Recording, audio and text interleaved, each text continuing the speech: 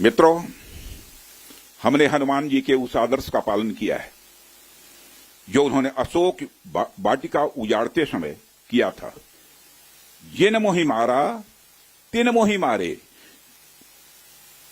हमने केवल उन्हीं को मारा जिन्होंने हमारे मासूमों को मारा।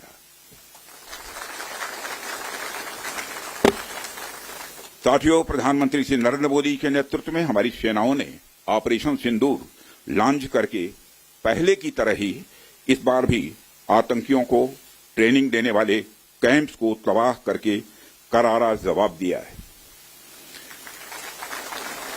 भारत ने अपनी सरजमी पर हुए हमले का जवाब देने के लिए अपने राइट टू रेस्पॉन्ड का इस्तेमाल किया है और हमारी यह कार्रवाई बेहद सोच समझकर सधे हुए तरीके से की गई है।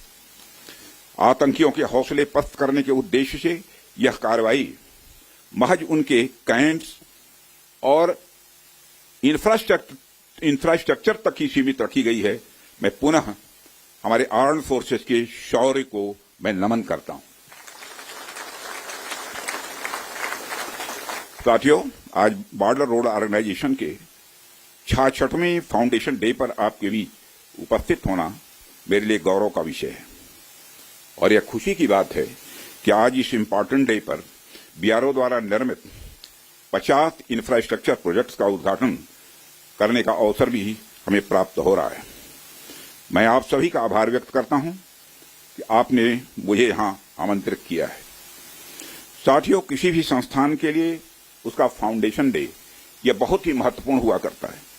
वैसे भी 65 वर्षों की आपकी जो यात्रा रही है वो बेहद गौरवशाली रही है। इसलिए आज का दिन उस गौरवमयी यात्रा को याद करने का दिन है। इसके साथ साथ यह दिन ठहर कर सोचने का भी दिन होता है कि अपनी अब तक की यात्रा में हमने क्या क्या हासिल किया है और यह हमारी अब तक की कार्य प्रणाली का विश्लेषण करने का भी यह दिन है। साथ ही यह एनालिसिस करने का भी दिन है कि भविष्य में हमारी राह क्या होनी चाहिए। साथियों, मैं देख पा रहा हूं कि वीडियो कॉन्फ्रेंसिंग के माध्यम से देश के अलग अलग क्षेत्रों से हमारे कई साथी जुड़े हुए हैं।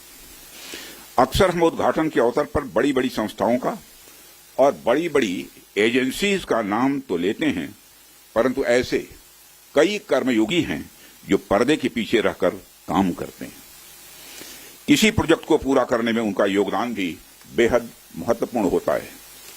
इसलिए मुझे लगता है कि आज का दिन उनके योगदान को एक्नॉलेज करने और एप्रिशिएट करने का भी दिन है। साथियों, आज जम्मू कश्मीर, लद्दाख, सिक्किम, मिजोरम, अरुणाचल प्रदेश, पश्चिम बंगाल और राजस्थान में कई प्रोजेक्ट्स का उद्घाटन हुआ है। कहने को तो यह सारे फिजिकल इंफ्रास्ट्रक्चर हैं, लेकिन मैं इन्हें सिर्फ फिजिकल इंफ्रास्ट्रक्चर ही नहीं समझता। हमें जो सड़कें दिखती हैं, जो पुल दिखते हैं, वह सिर्फ दो स्थानों को जोड़ने वाले नहीं होते हैं, बल्कि वह लोगों के दिलों को जोड़ने वाले होते हैं। इन प्रोजेक्ट से राष्ट्रीय सुरक्षा को तो मजबूती मिलती ही है, साथ ही साथ यह प्रोजेक्ट इन सभी रीजन्स को इकोनॉमिक प्रॉस्पेरिटी को भी बढ़ावा देते हैं। यह तमाम प्रोजेक्ट इन क्षेत्रों में ट्रांसपोर्टेशन, टूरिज्म और इकोनॉमिक एक्टिविटी को बढ़ावा देंगे, जिससे निश्चित रूप से यहाँ के निवासियों की आय में वृद्धि होगी, उनकी क्वालिटी ऑफ लाइफ में भी इम्प्रूवमेंट होगा और इन क्षेत्रों में समृद्धि आएगी, यानी प्रॉस्पेरिटी आएगी। साथियों, मुझे बताया गया कि आज जिन इंफ्रा प्रोजेक्ट्स की शुरुआत की गई है, इनकी टोटल कॉस्ट लगभग 1900 करोड़ रुपए के आसपास की है। मुझे लगता है कि यह केवल उनकी नॉमिनल वैल्यू पर है। इसकी असली वैल्यू है वह तो हम आंक भी नहीं सकते। इन सड़कों के माध्यम से जब कोई बच्ची स्कूल जाएगी और अपना भविष्य बनाएगी तो उसके इम्पैक्ट का आकलन भी हम नहीं कर सकते। इन ब्रिजेस के माध्यम से जब यहां एम्बुलेंसेज दौड़ेंगी और समय पर लोगों को इलाज होगा, उसकी वैल्यू को भी नहीं आंका जा सकता है। जब इन सड़कों के माध्यम से विभिन्न संस्कृति के लोग आपस में जुड़ेंगे या फिर एक दूसरे से जो कुछ सीखेंगे, उसकी वैल्यू कोई भी आंक नहीं सकता है। जब इन टनल्स के माध्यम से यहाँ के किसानों द्वारा उगाए गए फूल, फल, सब्जियां इत्यादि दूसरे क्षेत्रों में आसानी से पहुंचेंगे, उसका जो आर्थिक और सामाजिक प्रभाव यहाँ के किसानों पर पड़ेगा, उसकी वैल्यू, उसकी कीमत कोई भी नहीं आंक सकता है। साथियों, मैं इन प्रोजेक्ट्स की डिटेल देख रहा था। मैंने देखा कि इनमें छोटे से लेकर बड़े रोड्स, टनल्स और ब्रिजेज हैं। कुछ मीटर से लेकर सैकड़ों किलोमीटर तक इनकी लंबाई है। हालांकि उनकी लंबाई से कोई खास फर्क नहीं पड़ता है। कोई पुल अगर छोटा है, कोई सड़क यदि छोटी है, तो इससे कोई खास फर्क नहीं पड़ता, क्योंकि दुनिया की लंबी से लंबी जो यात्राएं होती हैं वह सिर्फ एक छोटे से रास्ते से ही शुरू होती हैं। इसलिए इन प्रोजेक्ट्स की कीमत, इनकी वैल्यू सिर्फ इस बात से नहीं आंकी जा सकती क्या फाइनेंशियली या फिजिकली कितना बड़ा प्रोजेक्ट है और यह कितना छोटा प्रोजेक्ट है। असल में इनकी असली कीमत इस बात से है कि यह कितने परिवारों को जोड़ रही हैं, कितने लोगों की संस्कृति को, उनके रहन सहन को आपस में करीब ला रही हैं, कितने लोगों की आर्थिक और सामाजिक समृद्धि, इकोनॉमिक और सोशल प्रॉस्पेरिटी में अपना ये योगदान दे रही हैं। यह प्रोजेक्ट्स लोहे, कंक्रीट या कोलतार से बनी हुई एक संरचना भर नहीं है, बल्कि यह एक कमिटमेंट है, यह एक प्रतिबद्धता है सीमावर्ती क्षेत्र के विकास का। यह एक रिजॉल्व है, यह एक संकल्प है बॉर्डर एरियाज में क्वालिटी इंफ्रास्ट्रक्चर बिल्ड करने का। यह एक दृढ़ निश्चयता का डिटर्मिनेशन है लोगों के दिलों को जोड़ने का। इसलिए मैंने कहा कि ये प्रोजेक्ट्स इनवैल्यूएबल हैं, इनकी कीमत का आकलन नहीं किया जा सकता है। साथियों, प्राचीन काल से ही मार्ग मानव सभ्यता के विकास में बड़ी महत्वपूर्ण भूमिका निभाते आए हैं। मार्गों की महत्ता हमारे इतिहास में हमेशा से रही है। जब आप मानवता का इतिहास पलट कर देखेंगे। All right, the Defense Minister speaking there. With that, I'm going to cut into a quick break. To stay with us on the other side, news and updates continue.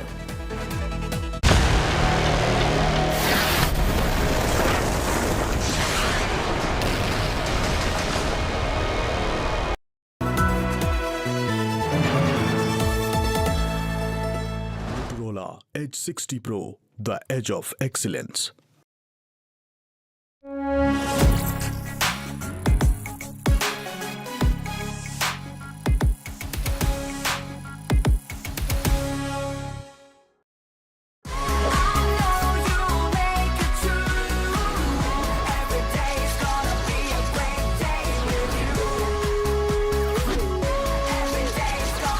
Motorola Edge 60 Pro.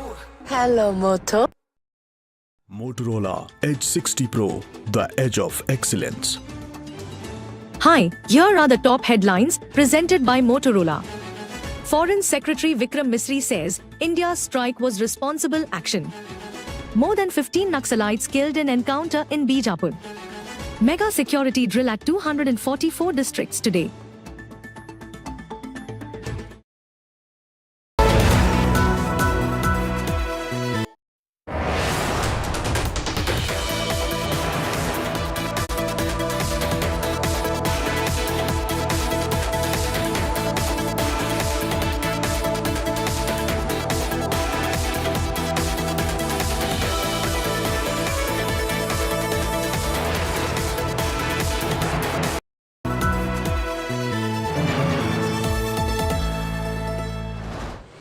While covering news, there is no room for fluff.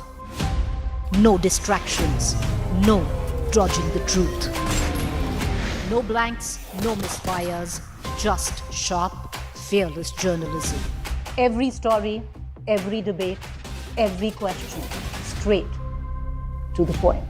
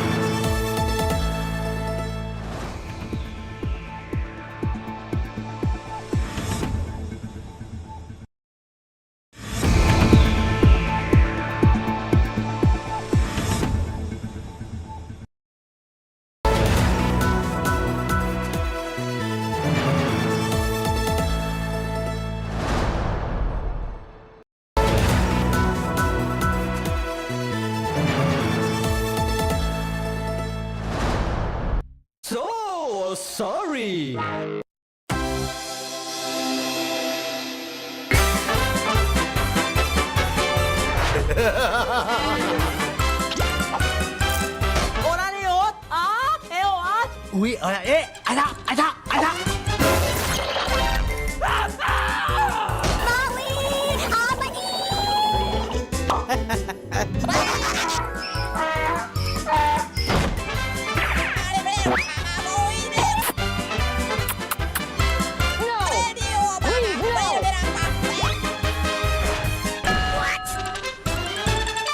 Maya o.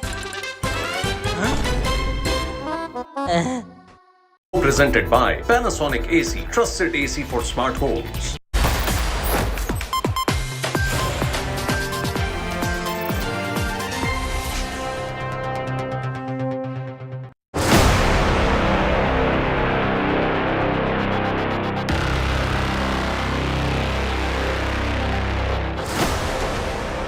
India strikes back.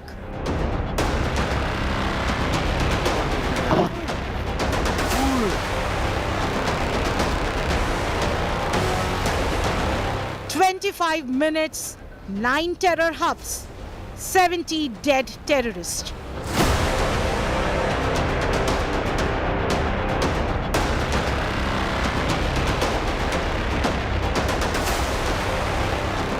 Pakistan blindsided by Indian forces.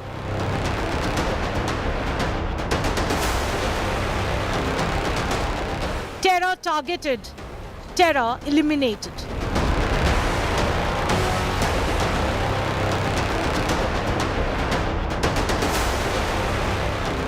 Jaish Lashkar headquarters in ruin and rubble. India's Operation Sindoor.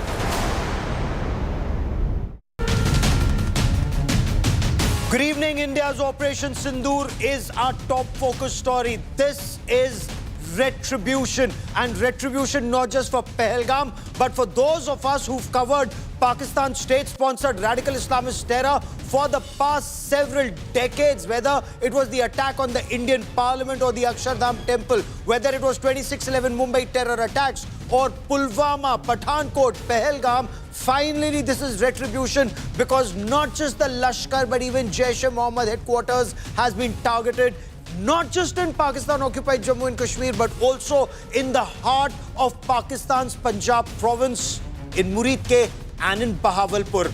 I'm Gaurav Sawant, and with me is Israel's ambassador to India, Ambassador Reuven Azar. Ambassador, welcome on India today. These are two strong countries that are responding to radical Islamist terror. Let me also tell you, Israel is in a new phase of responding to Hamas terror. We'll talk about that, but we'll also talk about what's happening at India's borders, because there is clear and present danger. Pakistanis could try now to try and hit back, but it could be detrimental for them. Much more over the course of the next 1 hour. But first, as always, the headlines on 5 Live.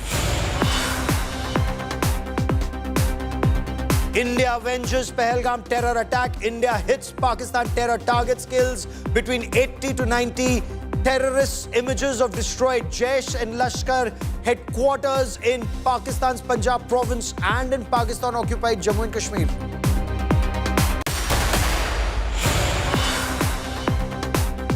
India targets Lashkar headquarters in Muridke and Jaish-e-Mohammed headquarters in Bahawalpur. Jaish chief, the Maulana of terror, Masood Azhar, loses 10 members of his family in the strike, says he wishes he were dead.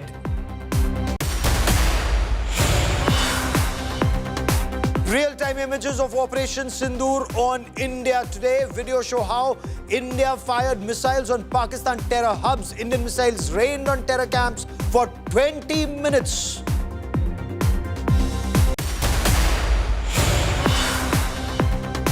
Prime Minister Narendra Modi chose the name Operation Sindoor, Op Sindoor, named to avenge Pahalgam widows. The Prime Minister's message will avenge all atrocities one by one.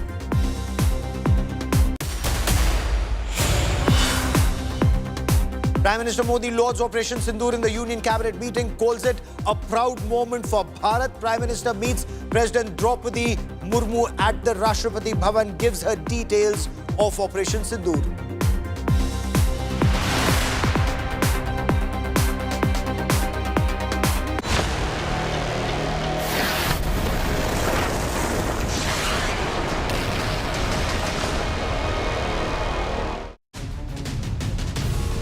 This was a never-seen-before assault on terror by India.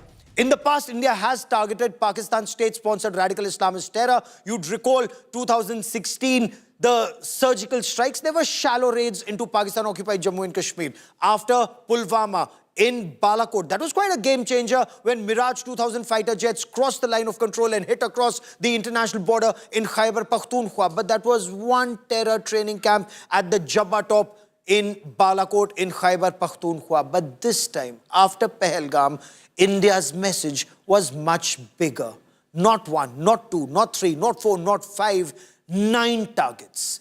9 terror training camps, launch pads, and the headquarters of Jaish-e-Mohammed and Lashkar-e-Taiba. It had been war-gamed before, it had been contemplated before, but it had never been done.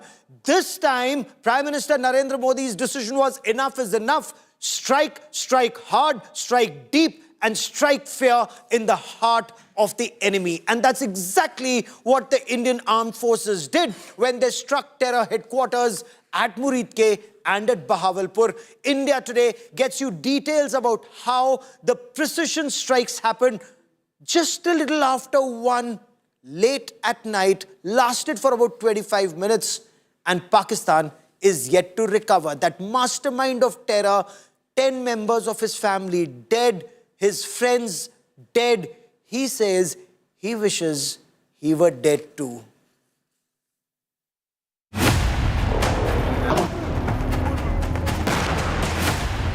India avenges terror.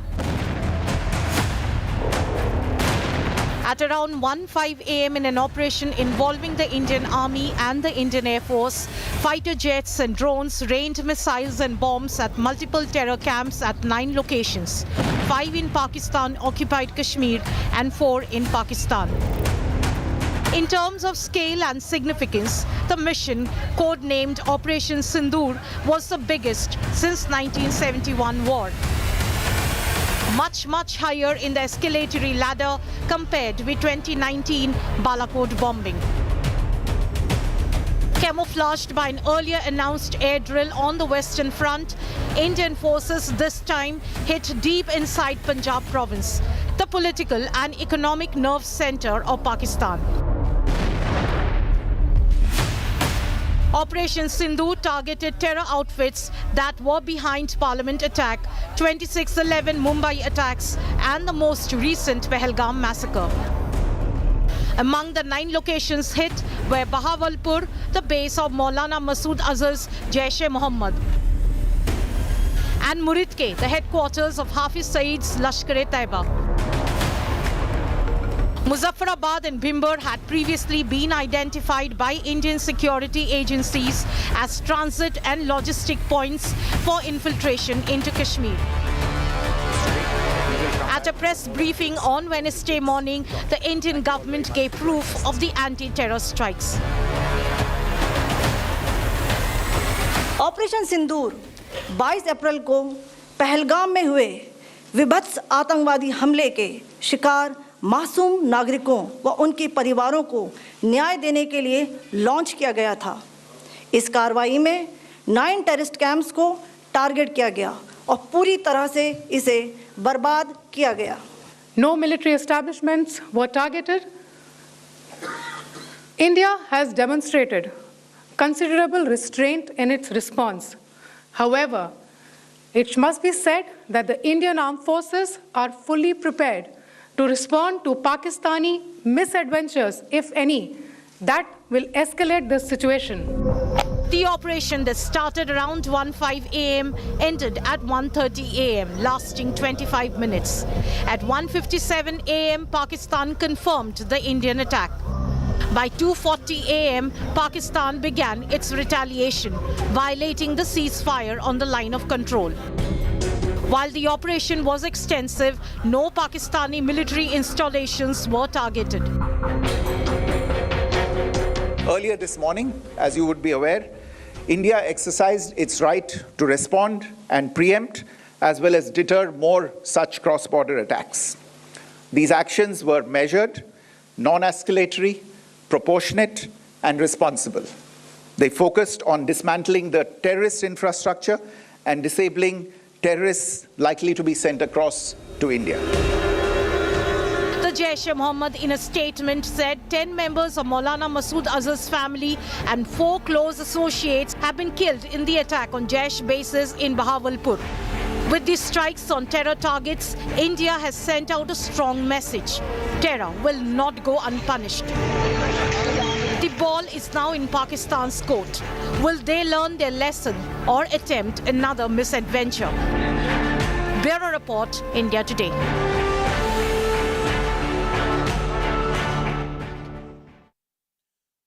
Will Pakistan learn a lesson or will Pakistan attempt another misadventure? With me on this special broadcast is Ambassador Reuven Azar, Israel's ambassador to India.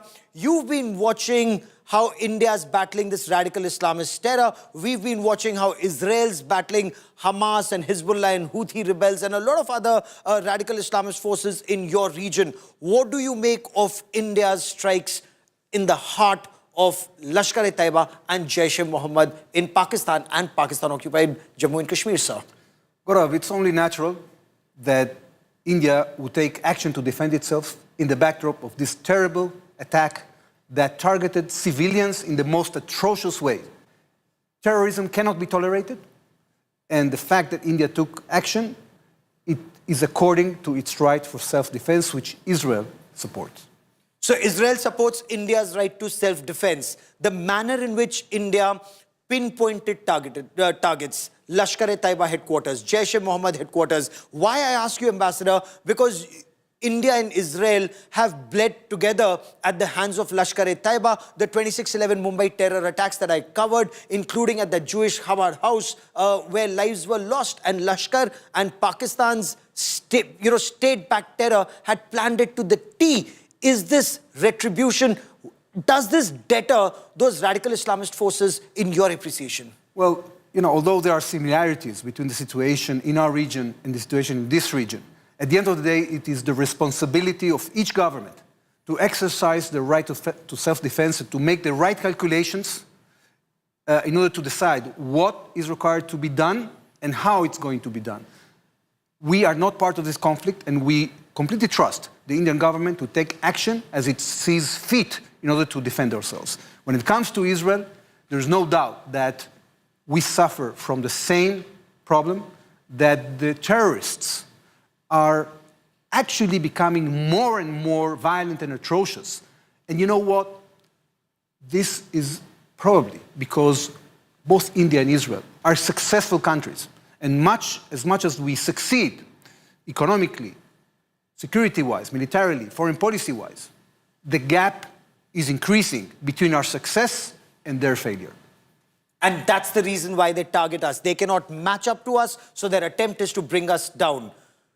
Is our intelligence-based operations the only way to fight this hydra-headed monster of radical Islamist terror? The name may be Jaish-e-Mohammed today, Lashkar-e-Taiba tomorrow, or Pakistan's ISI another day.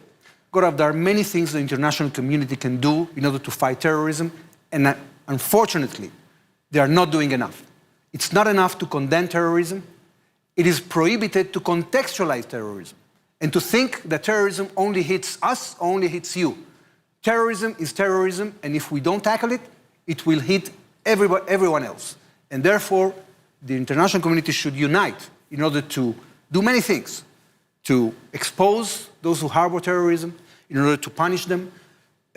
We should do together much more in order to prevent radical content to entering social media and electronic media. We can think together how to develop capabilities to fight terrorism. And this is the responsibility of everybody in the international community, all the states. And as much as we are successful in that, we'll have to invest less in military solutions. Why is it that the world hasn't been able to come together, considering you've been bleeding for decades, we've been bleeding for decades, even countries like the United States of America, a strong strategic partner of yours and ours, America has bled, England has bled, Europe is bleeding, and yet everyone's not on the same page. That's very unfortunate, and I think we have to do more. I think that if we fail, if the countries fail in doing this, in supporting us, at the end of the day, it will hit them. Because this threat is only growing. What we are seeing now is not only that we have graver crimes, more atrocious crimes. We are seeing that the terrorist organizations are equipping themselves with sophisticated technologies, with missiles, with drones, with the means to produce ballistic missiles. Can you imagine that? So this is very dangerous, and therefore we should act together as an international community to isolate the terrorists and those who harbor them. Now, when you talk to the world, and Israel, of course, is a fighter, but is also a victim of this radical Islamist terror. And the terrorists you face are now increasingly armed with more sophisticated weapons. Is that why you're trying to sensitize the world? Because those Hamas terrorists were also in Pakistan-occupied Jammu and Kashmir. They were trying to radicalize Lashkar-e-Taiba and Jaish-e-Mohammed terrorists. Is there an apprehension that unless the world wakes up, we will see more Hamas kind of terrorists in different parts of the world? As much as we have hit Hamas, there's no doubt, and we have to recognize that in the eyes of many terrorist organizations in the world, what Hamas did on the 7th of October inspired them. And this is very dangerous. And therefore, we have to be more decisive when it comes to dealing with terror threats. When it comes to Israel, we are entering a new phase in our fight against Hamas in the Gaza Strip. So far, we've been blending negotiations with military pressure, and we've managed to bring back 194 hostages. But we have still 59 left. And we have decided, the Israeli cabinet decided 2 days ago, that we are going to enter a new phase. Because right now, Hamas is refusing to release more terrorists. They want us to surrender and to allow them to rearm and regroup. We will not agree to that. And therefore, we are combining now a new effort in which we are going to create a humanitarian zone in the southern Gaza Strip to get the population go there to receive freely international assistance free from the grip of Hamas, because Hamas was taking that assistance from them. And then we're going to start taking the Gaza Strip chunk by chunk. Hamas can avoid all this if they give us the hostages now and if they give up their weapons. Israel is not interested in the Gaza Strip. We are interested, and this is what we will achieve eventually. After we do the humanitarian phase and the military phase, we will achieve a situation in which a new government in Gaza Strip comes up, the international community supports it, a government that will give hope to the Palestinians in Gaza. Am I to understand the message that you have is terror needs to be pounded relentlessly into accepting what is right and what is wrong, and it cannot be a one-off blow and pull back and wait for the response and then land the second blow? Are you telling me Israel intends to continue pounding till terror gives up the weapon? You know, Israel has been for a very long time living with a situation in which we had a neighbor that was equipping itself with arms and declaring it wants to completely destroy us. And this is what they attempted to do on 7th of October. And therefore, the Israeli public, the Israeli state, the Israeli public opinion is not going to tolerate anymore the existence of Hamas in the Gaza Strip. And that's why our cabinet took a decisive measure to get to a situation in which we can get rid of Hamas, bring back hostages, and create a new reality in the Gaza Strip, and that's what we're going to do. Is there a message there for India that yes, terror has been pounded and terror has been pounded at 9 different locations, but it cannot be a one-off? For example, Balakot was a one-off. It did give India some safety for some time, but then for people like General Asim Munir, they found another opportunity to strike when it was politically convenient to him and his country. Does India need to relentlessly pursue terrorists so that they are on the run and security forces are not just reactive? Is that a signal? Although there are similarities, the situation is not identical. The strategic situation is different. Each government bears the responsibility to deal with the situation, and I'm sure that the Indian government has the tools, the capabilities, does know how to have the risk assessment and what to do. And we trust India to exercise its rights of self-defense without our advice and without our interference. What kind of cooperation do India and Israel have in counter-terror operations, in high-end technology to stay a step ahead of terrorists, and especially terrorists that are backed by states? Well, we are cooperating in many ways in order to increase joint capabilities to deal with future threats. And one example is what we are doing together in missile defense. In our region, the terrorist organizations are equipped with very advanced missiles and rockets. And we have to get prepared both for terrorist threats and other threats, and therefore India and Israel are together developing solutions when it comes to self-defense in the aerial defense. So this is one example. We are going to continue cooperating with India in these fields because we are determined to defend our people, and there is a lot of added value in these partnerships that we are having with this country. So are we talking about the Iron Dome system, or are we talking about an Iron Beam system, like a laser to take down the incoming threat? There are different layers of air defense. And today, for example, this morning, I gave an introductory speech at the MRSAM conference, which is a project between IAI and DRDO, in which they developed together a solution for medium-term missiles. Surface-to-air missile. So this is just one example. We are working on many fields, so we're going to continue doing that.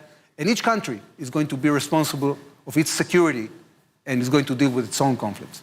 For joining me here on India Today, Ambassador Reuven Azar, many thanks and wish you all the best for the second part of your endeavor to keep Israel safe. Thank you. Thank you very much, All sir. the same to you. Bye-bye. Thank you very much, sir. So very clearly, the message is that Israel is talking about forearming itself, forewarning itself to use technology to better protect yourself. There is a big story that's coming in. Pakistan Army is actually honoring the terrorists who were killed in the strike. There's an explosive, exclusive video that I get you from Lashkar-e-Taiba headquarters in Muridke. Pakistan Army is there in uniform at a terrorist funeral. Pakistan Army soldiers are carrying coffins of Lashkar-e-Taiba terrorists. Watch these images. This is as shocking as it gets, of course, in a democracy, but not in a country that is a state sponsor of radical Islamist terror.